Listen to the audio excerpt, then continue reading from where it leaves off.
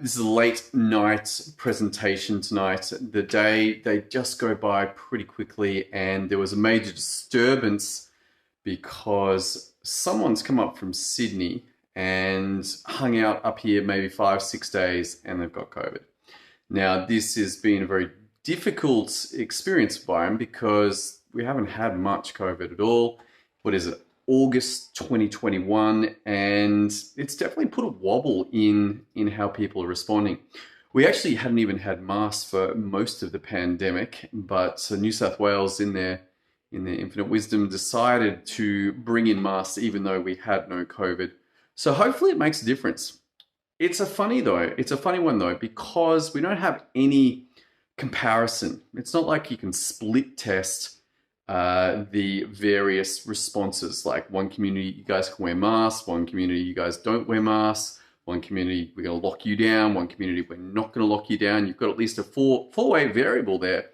It actually would have been pretty good, because what's interesting to me is Sydney's been in a 7-week lockdown now, and they're still getting like 200, 300 cases. And yet no one ever says, hey, maybe you should try something different.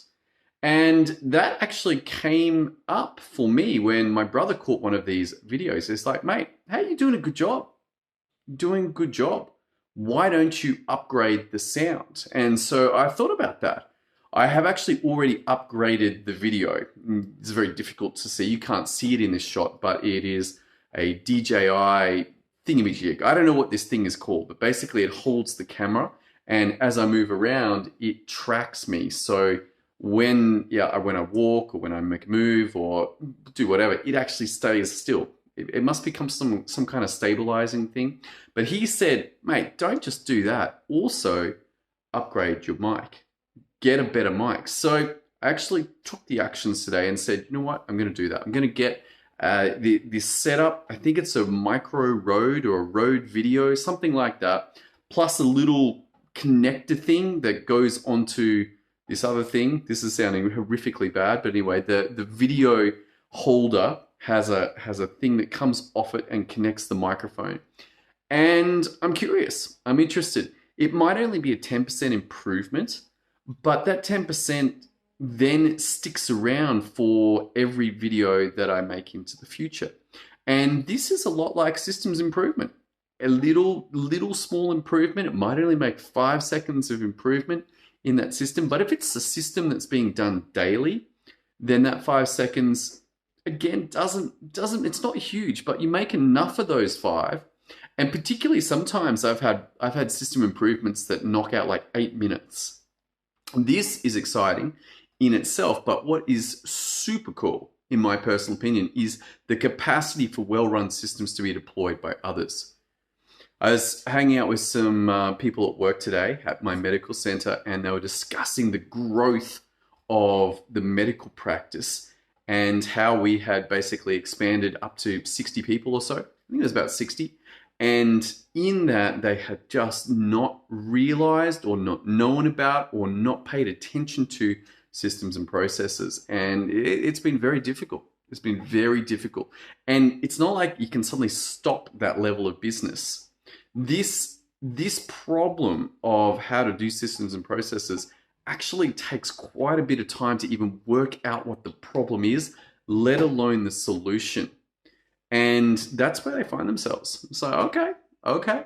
The problem they've got is that a lot of the risks that come from not having systems and processes in place don't appear until there is a problem. And suddenly it's like, boom, massive fire that has to be dealt with.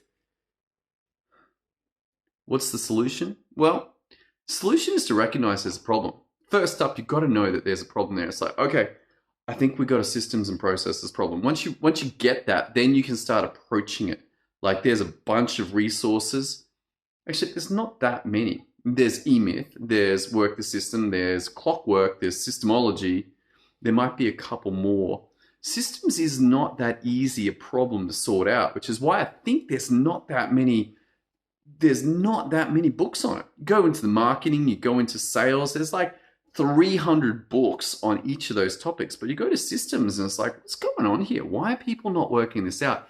Even though I know any business that gets above maybe 7 people, 10 people, unless it's a very siloed business where people are working independently of each other, like a general practice business, like a legal business, but any other business where you've got a lot of interacting people, it's about 5 to 7 people before everything starts breaking down.